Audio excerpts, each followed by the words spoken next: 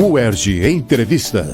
Temas atuais comentados por professores e pesquisadores.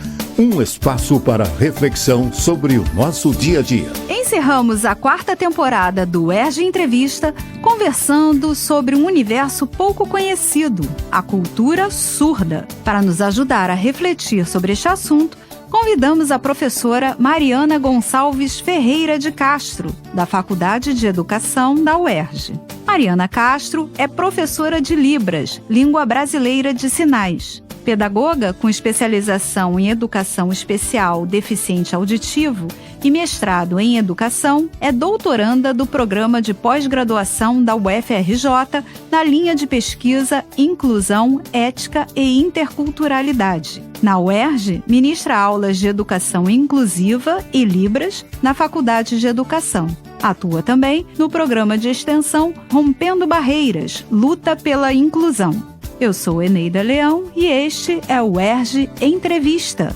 Professora Mariana Castro, obrigada por aceitar nosso convite. De nada, eu que agradeço. Professora, o que é cultura surda? Em um mundo tão globalizado como o nosso, há diferenças entre essa cultura surda e a ouvinte? Sim, há uma diferença sim. Pelo fato dos surdos,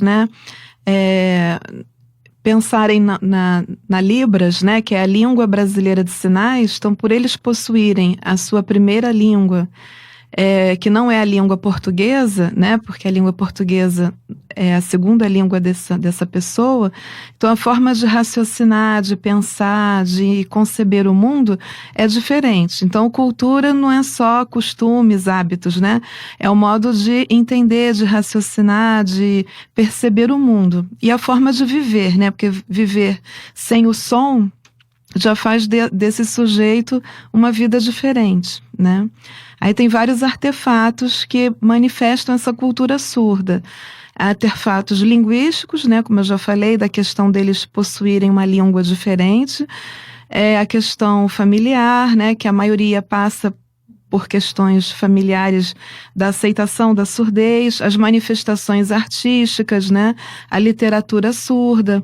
Hoje em dia já tem vários artefatos de histórias, contos, que narram a questão do empoderamento da pessoa surda, do respeito a essa minoria linguística, e teatro, muitas manifestações também políticas. Então tudo isso faz parte da cultura surda, Além dos artefatos também tecnológicos, Muitos surdos usam campainha eletrônica, Na hora de falar com as pessoas eles se tocam muito, para poder chamar uma pessoa de longe.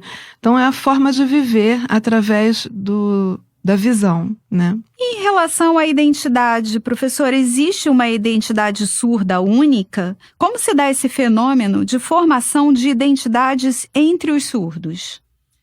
Então, a identidade surda, ela vai ser mais política ou menos, dependendo de como esse sujeito ele se entende e como que ele é inserido ou não na comunidade surda, Então, as pessoas surdas em que a família educa de uma forma independente, autônoma, que leva ele para frequentar ambientes onde tem outros surdos, associações de surdos, movimentos relacionados à religião, que tem, independente da religião, já existem vários trabalhos com surdos, teatro, cinema, adaptado em língua de sinais. Então, quanto mais ele conviver com a comunidade surda, mais ele vai se entender e se aceitar como uma pessoa surda. Agora, se esse sujeito for afastado, for excluído, for tratado como for reprimido, Muitas vezes as famílias têm dificuldades de aceitar a língua de sinais, então ele sofre essa repressão durante muitos anos e aí ele fica com aquela identidade híbrida, Porque ele não sabe se ele é surdo mesmo, se ele é ouvinte, Muitas vezes tem dificuldade de se aceitar. E isso pode trazer prejuízos sociais, psicológicos, até cognitivos, né? E de criar vínculos, né, Sim. com os outros, né? Isso. Então é muito importante que a criança surda, se ela for surdo congênito, né? Ou seja, se ele nasceu surdo, hoje em dia já tem o teste da orelhinha, que é um exame obrigatório em todos os hospitais públicos e privados, né? Então, fez o teste da orelhinha, detectou a surdez, é importante que esse bebê já tenha a inserção na língua de sinais o mais cedo possível, para que ele possa ter o mesmo desenvolvimento cognitivo de uma criança ouvinte, né? A senhora falou no início em relação ao português ser a segunda língua dessas pessoas. A senhora explica para a gente o que é esse projeto de leitura e escrita em língua portuguesa para surdos, que a senhora ministra aqui na universidade? Sim, então, esse é um curso de português, né, de língua portuguesa como segunda língua para surdos, para estudantes surdos do ensino fundamental, né? Esse curso está vinculado ao programa Rompendo Barreiras, Luta pela Inclusão, que é um programa de extensão, e esse curso é um dos projetos que nós temos no programa, né?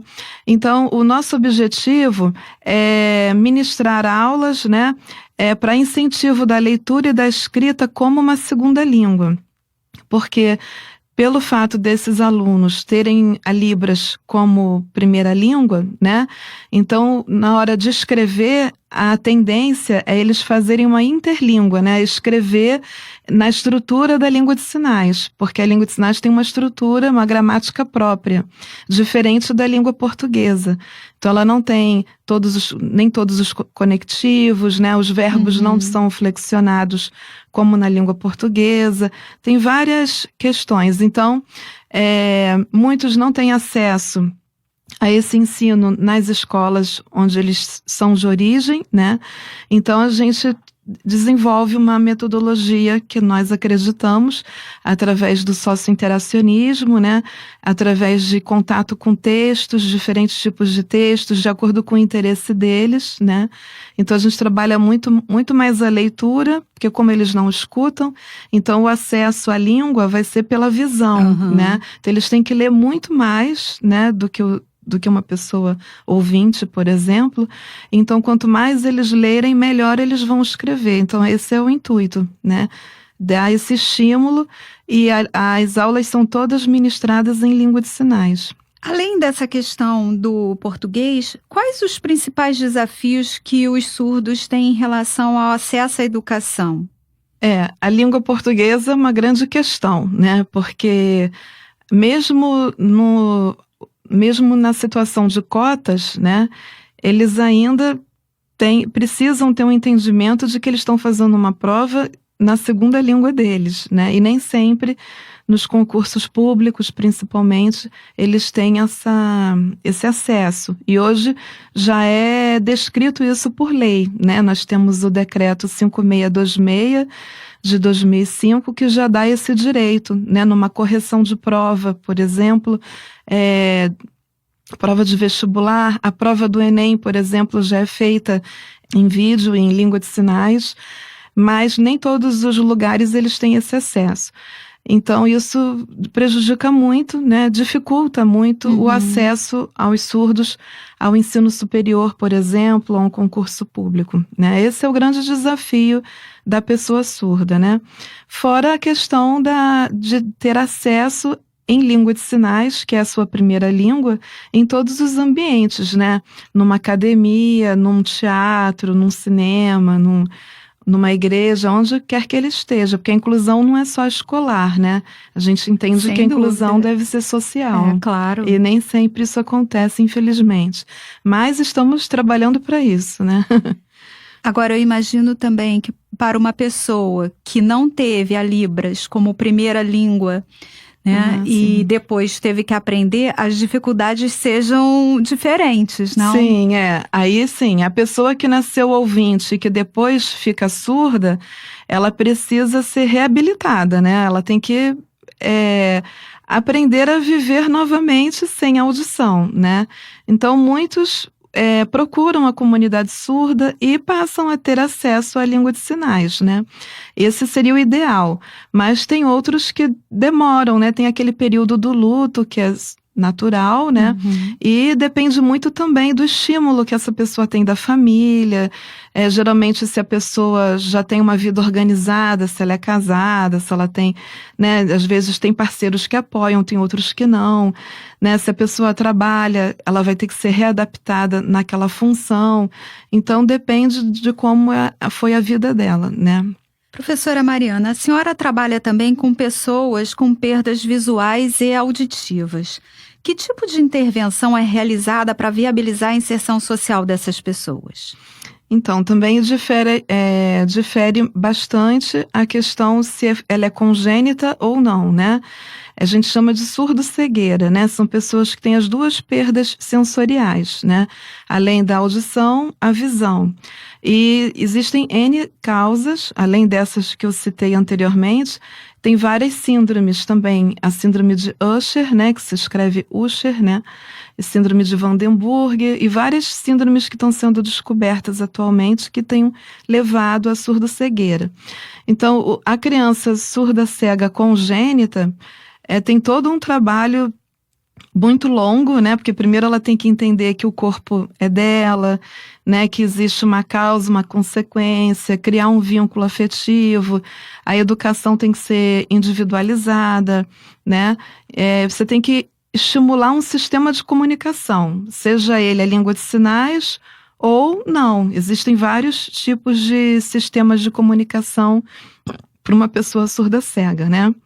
Então, tem o Tadoma, que é uma leitura labial tátil, onde a pessoa coloca os dedos nas extremidades da boca e os outros na garganta para sentir a vibração. Tem a Libras tátil, que você faz a Libras na palma da mão da pessoa, né, que são os mais usados. Mas existem outros sistemas de comunicação que tem que ser estimulado. Agora, a pessoa que ficou surda-cega depois, né, uma pessoa que nasceu surda, teve toda a sua vida de surda e fica cega depois, ela pode ser, ela já tem uma língua, né? Então o tipo de trabalho vai ser diferenciado, né? Ou vice-versa, uma pessoa que é cega e depois perde a audição. Lá no Rompendo Barreiras, vocês trabalham com que faixas etárias? Atualmente a gente não tem nenhum projeto que atenda diretamente a pessoa surda-cega, mas nós já tivemos usuários, né? Somente surdos, usuários, né? Surdos cegos mesmo, que já foram lá buscar apoio de material para estudar, para ler. Mas aí já são adultos, não? Já são adultos, o nosso público é mais para ensino médio e ensino superior. Okay. Para encerrarmos, professora, que políticas públicas são necessárias para que as pessoas com deficiência se sintam inseridas de fato na sociedade? Muitas. Na verdade, o Brasil é o que mais tem lei, né? Já existem muitas políticas públicas. A mais recente é a Lei Brasileira de Inclusão, né? Que sintetiza várias políticas públicas, mas, infelizmente, nem sempre é colocada em prática, né? Então, existe a lei que demanda uma série de questões, né, de acessibilidade em avaliação, em provas, no ato do ensino e aprendizagem, né? Acessibilidade social, acessibilidade em hospitais, corpo de bombeiro, polícia, por exemplo, né? Mas, infelizmente, isso não é colocado em prática. Então, eu acho que falta uma consciência ainda, uma sensibilidade, né, da sociedade como um todo, de se colocar no lugar do outro, né? De entender o que se eu tivesse no lugar daquele sujeito, o que eu queria para mim. Né? Isso é fundamental. Né? Isso é o que falta muito nos dias de hoje, né? Professora, muito obrigada pela sua participação. Muito obrigada a todos. No UERJ Entrevista de hoje, conversamos com a professora Mariana Castro sobre cultura surda. Envie suas sugestões de pauta para radioerj@gmail.com e acompanhe a nossa rádio no Facebook e no YouTube. Até a nossa próxima temporada. UERJ Entrevista. Equipe técnica, Daniel Barros, Gleidson Augustos e Eduardo Sobral. Locução, Alfredo Fará. Produção, Rádio UERJ. Realização, Centro de Tecnologia Educacional, CTE SR3.